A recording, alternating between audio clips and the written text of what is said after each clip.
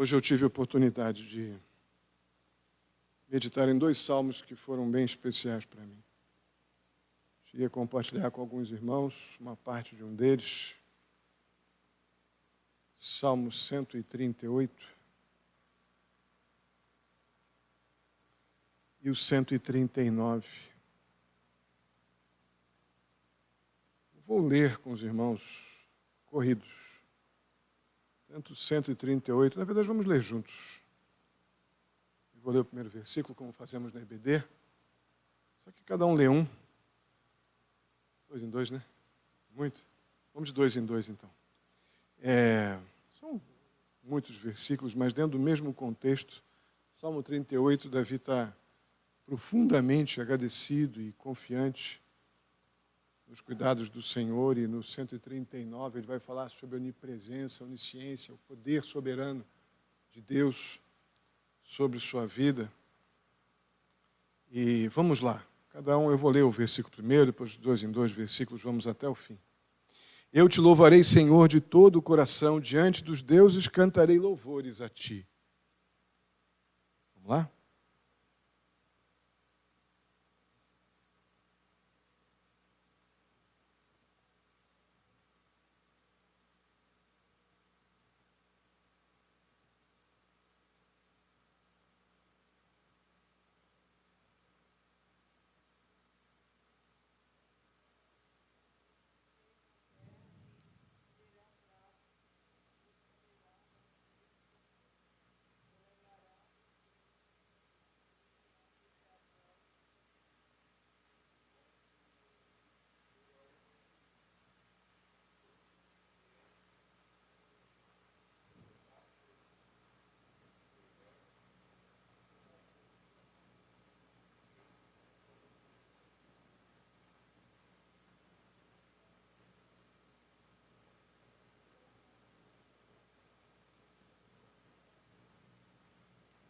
Podem prosseguir.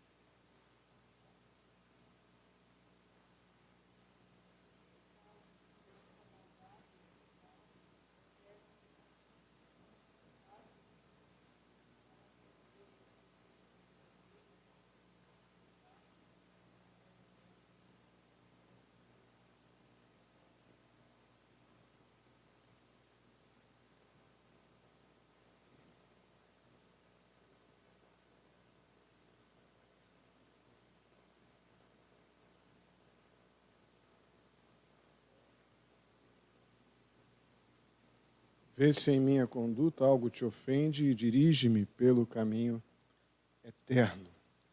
Amém? Esses dois salmos eu tenho até receio de falar para não atrapalhar. De tão completos em significado, né, de tão ricos em aplicação. Davi, ele é o autor desses próximos salmos, e ele se coloca aqui no Salmo 38 numa perspectiva de adoração e confiança. A esperança de Davi aqui no Salmo 38 é de Deus completar suas promessas, as alianças feitas com ele e com o seu povo, e ele o adora. Se a gente for trabalhar todos os detalhes desse salmo, a gente vai, sem dúvida alguma, é impossível trabalhar hoje, talvez em uma semana, tudo que encontramos no Salmo 138, 139, mas tem alguns momentos, eu poderia deixar aqui, cada um de nós, falar um pouco do que essas porções desses salmos se aplicam à nossa dinâmica de vida e nosso relacionamento com Deus.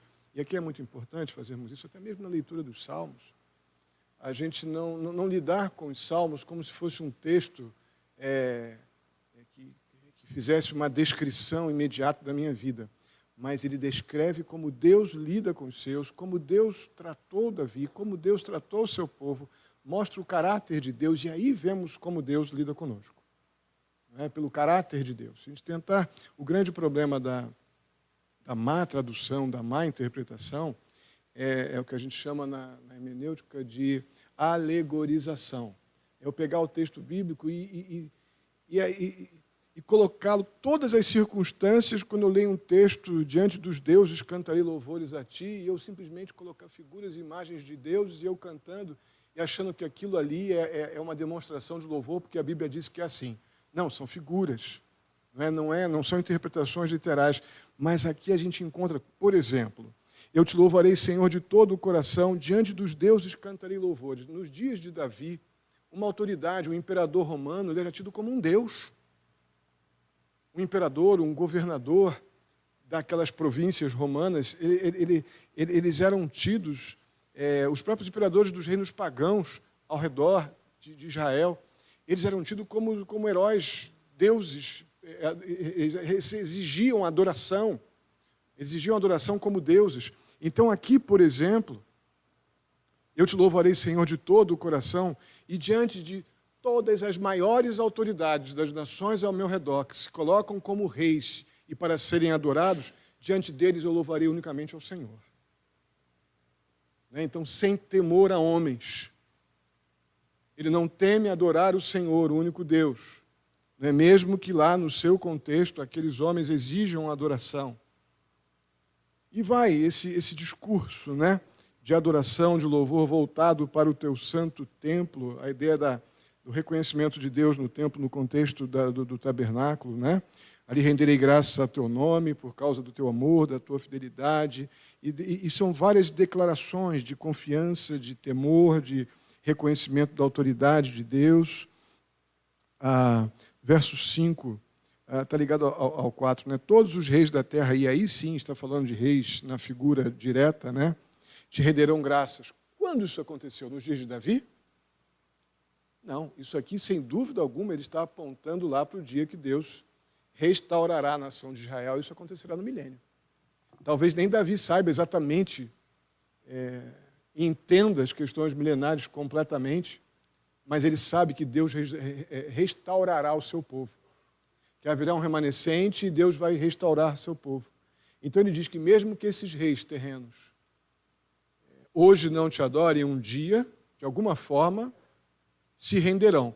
Renderão ou reconhecendo que existe um Deus, mas o negando, e sabemos que isso acontecerá naquele juízo ali entre tribulação e milênio, e outros que simplesmente reconhecerão Deus como o Senhor. O próprio Nabucodonosor, eu tenho muita convicção que Nabucodonosor, no processo pós-alucinações, ele teve um encontro com o Senhor, e eles celebrarão os feitos do Senhor, pois grande é a glória do Senhor.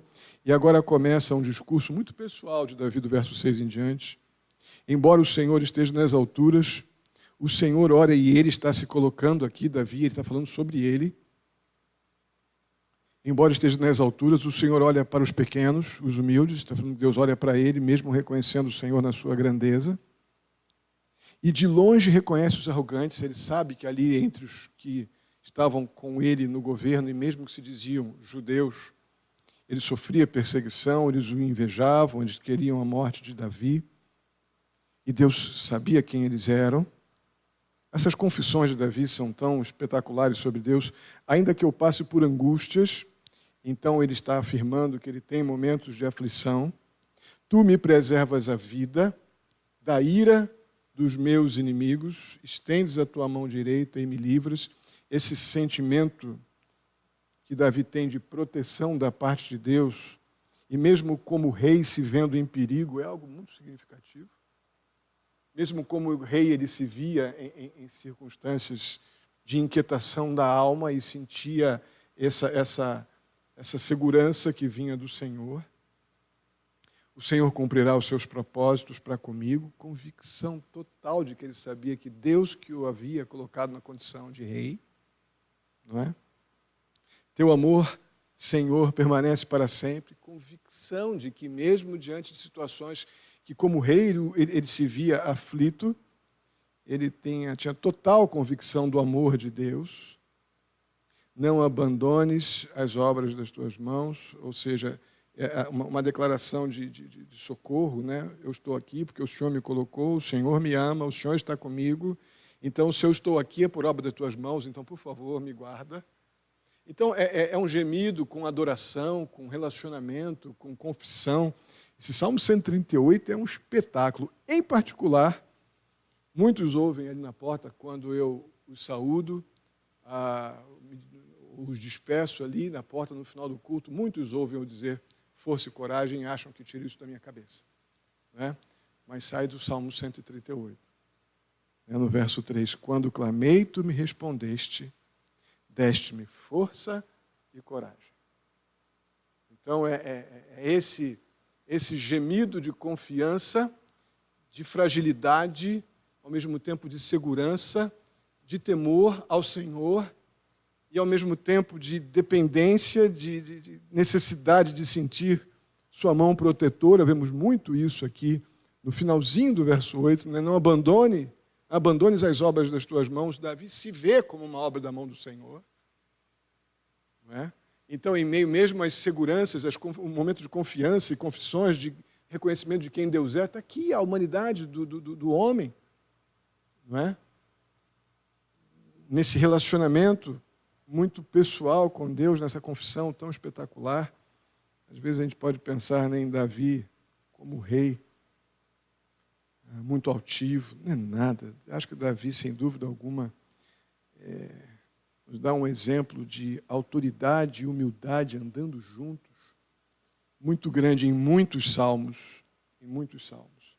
E aí começa o Salmo 139, num discurso, depois dele falar sobre confiança, dependência, relacionamento, necessidade de Deus, de onde vem a sua força, de onde vem a sua coragem. Ele começa a falar de onipotência. Ele começa a falar de soberania de Deus. E nós sofremos, eu digo nós, obviamente eu estou no grupo do nós. Sofremos mais do que deveríamos. Porque a soberania de Deus sobre as situações da nossa vida é tão completa, é tão perfeita. O fato de eu não entender algumas coisas, pelo menos no momento da aflição, definitivamente não implica em ausência de Deus ou que Deus perdeu de alguma forma o controle da história, mas apenas implica que eu não estou entendendo, mas Deus sabe tudo. Tudo. Não tem absolutamente nada acontecendo fora do controle desse Deus que vamos relembrar aqui no Salmo 139. Senhor, tu me sondas e me conheces. Tem um cântico muito legal com esse salmo, com esse trecho desse salmo.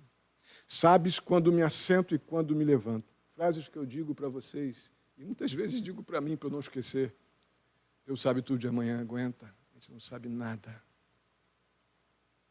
Aprender a esperar. Deus é expert em amanhã.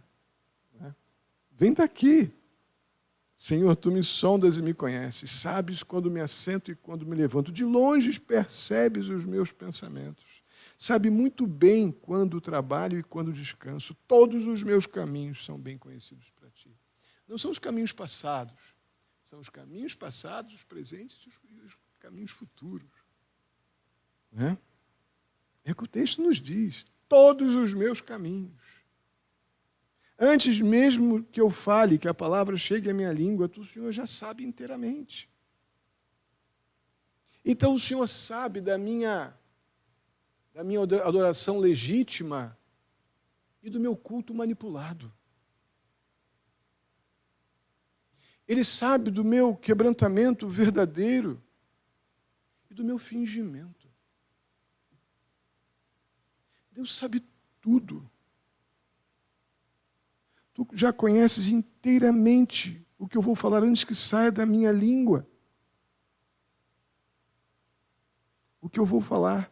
Tu me cercas por trás, pela frente, e põe a tua mão sobre mim. Reconhecimento de cuidado.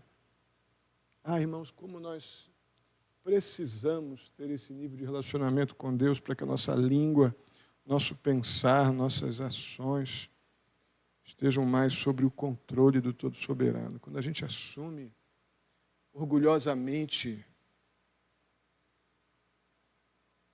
vaidosamente, as decisões da nossa história sem uma dependência do Senhor, somos capazes de coisas terríveis. Eu creio que um relacionamento com essas verdades espirituais nos tornaria homens e mulheres mais zelosos com a obra de Deus em Cristo Jesus por nós, com o nosso relacionamento com Deus e com o nosso testemunho, nossa vida prática entre nós e entre as pessoas ao nosso redor.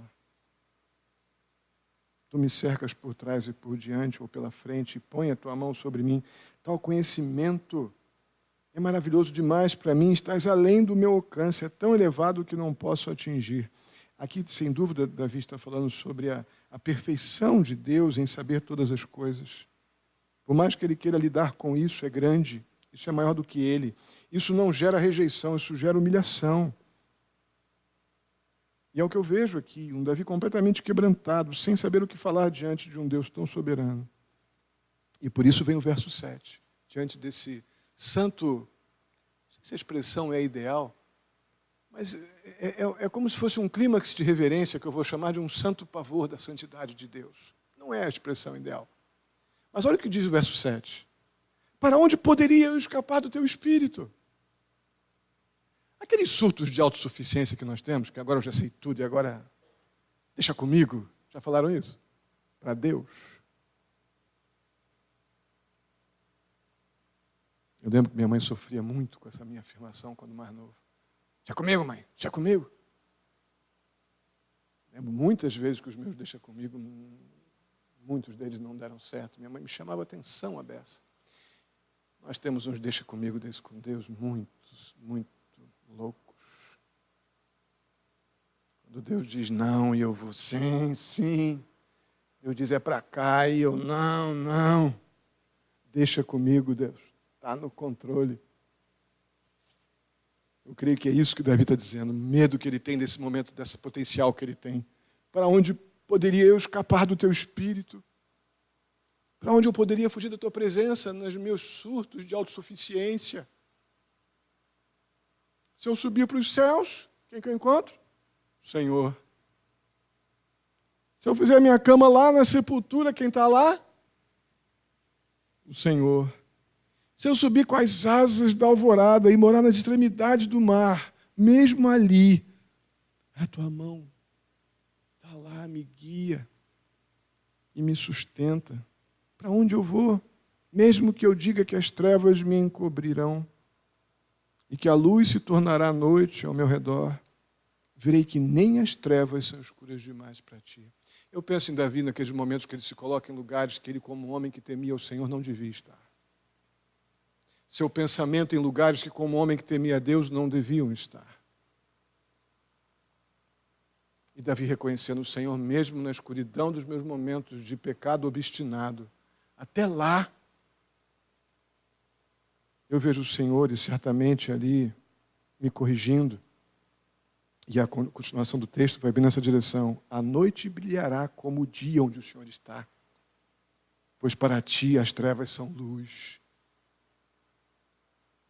Tu criaste o íntimo do meu ser e me teceste no ventre da minha mãe. E aí começa uma nova sessão de declarações,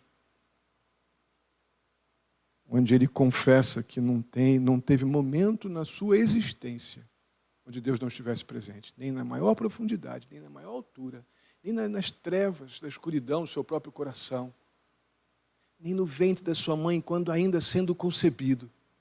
Não existe situação, circunstância e lugar onde Deus não estivesse. Eu te louvo porque me fizeste de modo especial e admirável. E tem pessoas que não gostam disso, né? Você já teve com alguém que fica meio invocado quando lê textos como esse e tenta diminuir a autonomia de Deus sobre a nossa história? Não, mas como assim? Eu não tenho direito? Deus me controla totalmente? Quem dera. Quem dera. Fôssemos o que a palavra servo significa lá no Novo Testamento, né? A palavra doulos. Quem dera fôssemos os escravos do Senhor, como deveríamos. Quem dera. Os súditos do rei, como deveríamos ser. Quem dera. Davi, diante dessa contemplação de que não há como fugir do amor, da santidade, da justiça de Deus, ele diz que as suas obras são maravilhosas. Digo isso com convicção. Meus ossos, verso 15, não estavam escondidos de ti quando em secreto fui formado e entretecido como nas profundezas da terra. Que convicção de que Davi tem, de que Deus esteve com ele sempre, desde sempre. Os teus olhos viram o meu embrião. Todos os dias determinados para mim foram escritos no teu livro, antes de qualquer deles existir. Há quem definitivamente não goste desse texto. E é um espetáculo saber que a minha vida não é uma surpresa para Deus, que Deus me ama mesmo assim. Sabendo que a minha vida não é um livro fechado para Deus e vendo que Deus me ama mesmo assim, a ponto de me deixar aqui agora ouvindo a sua palavra. A gente tem ouvido a palavra do Senhor, temos oportunidade de adorá-lo, louvá-lo, confessar pecados, de estarmos sendo reconciliados com Deus, capacitados pelo seu poder a não viver pecando, mesmo Deus me conhecendo desta forma desde sempre. Desde sempre. Como são preciosos para mim os teus pensamentos, ó Deus. Como é grande a soma deles. Eu creio que essa é uma conclusão que começa a acontecer aqui neste salmo. Começou, no meu entender, no Salmo 138. Se eu contasse os teus pensamentos, como disse no verso 17, eu já estou no verso 18. Se eu contasse, se eu somasse todos eles, seriam mais do que os grãos da areia. Se terminasse de contá-los, eu ainda estaria contigo. Então, por mais que eu pense, faça planos, os teus pensamentos são infinitamente perfeitos, completos e muito mais profundos do que os meus. E aí começa o momento de um certo gemido. Ele está certamente sofrendo aflições, como o apóstolo Paulo nas suas cartas, de opositores. Então não é novo, isso na Bíblia não é novo em nossos dias. Isso machuca, isso fere. Nós vemos aqui um Davi com uma linguagem do Antigo Testamento, onde o relacionamento de Deus com o pecado era a morte. Na Nova Aliança, vemos a confissão de pecados como privilégio.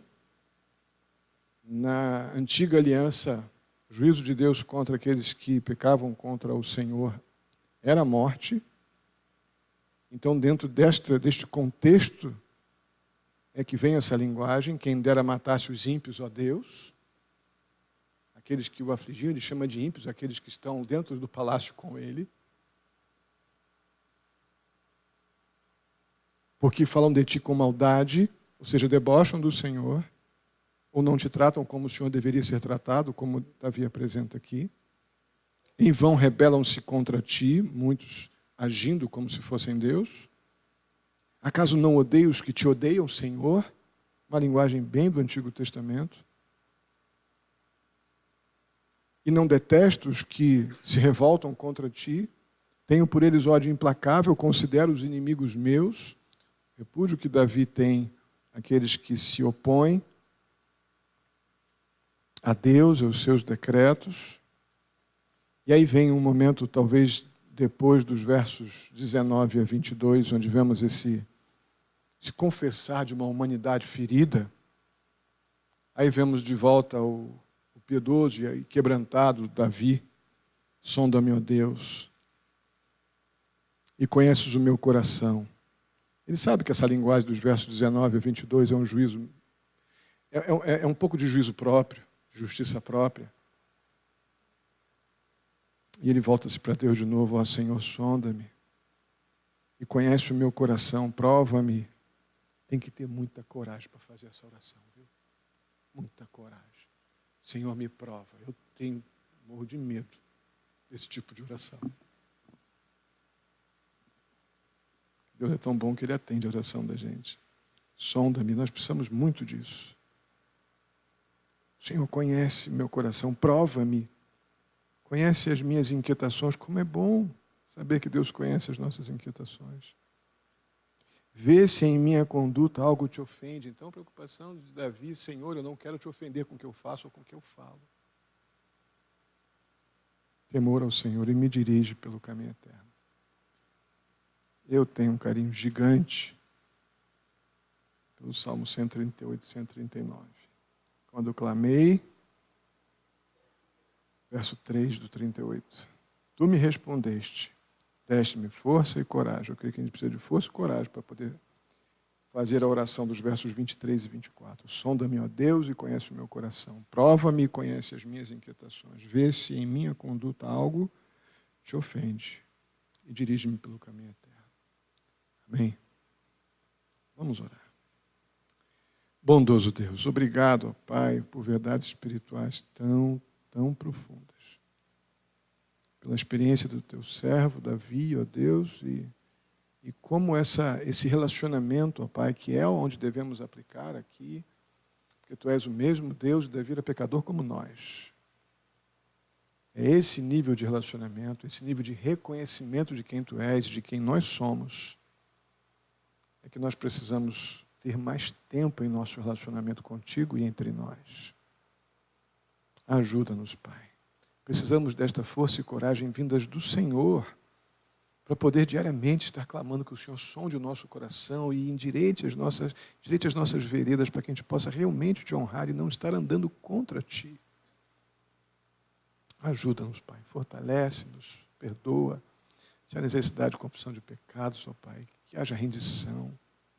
Ajuda-nos a Te ver, ó Pai, Te ver deste jeito, como um Deus que não tem profundidade, altura, largura, não tem lugar onde o Senhor não esteja presente, dirigindo, cuidando, disciplinando, tratando, pondo a Tua mão. Ó Deus, obrigado porque o Senhor se compadece de nós, mesmo nos conhecendo desde do ventre da nossa mãe. Lá, quando estávamos sendo ainda formados, lá o Senhor estava. Nada está oculto do Senhor.